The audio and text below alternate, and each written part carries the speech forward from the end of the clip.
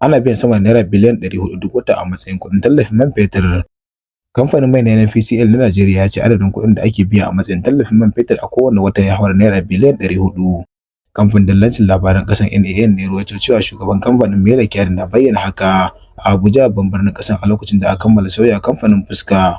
Kyari ya ƙara da cewa kamfanin NNPCL na ƙasa yana kashe kusan naira 202 a matsayin tallafi ga kowace litar mai a faɗin ƙasar. Ya kuma ƙara da cewa kamfanin a kowane rana yana samar da litar mai miliyan 65 domin wadatar da 'yan ƙasar da man fetur ɗin.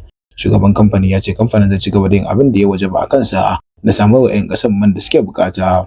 Yana mai cewa biyan sama naira biliyan 400 a kowane wata a matsayin tallafin man fetur na matuƙar yin tarnaƙi ga harkokin kuɗin kamfanin. Ya ci gaba da cewa kamfanin na NNPCL shine kaɗai kamfanin da ke shigar da man fetur ƙasar, kuma zai ci gaba taka rawa cikin shekaru masu zuwa duk da yawan kuɗin tallafin da yake biya. Mele Kyari ya ce 'yan kasuwa masu zaman kansu sun daina shigar da mai cikin ƙasar sakamakon wahalar da suke fuskanta wajen samun dalar Amurka da ake buƙata domin shigar da mai ƙasar.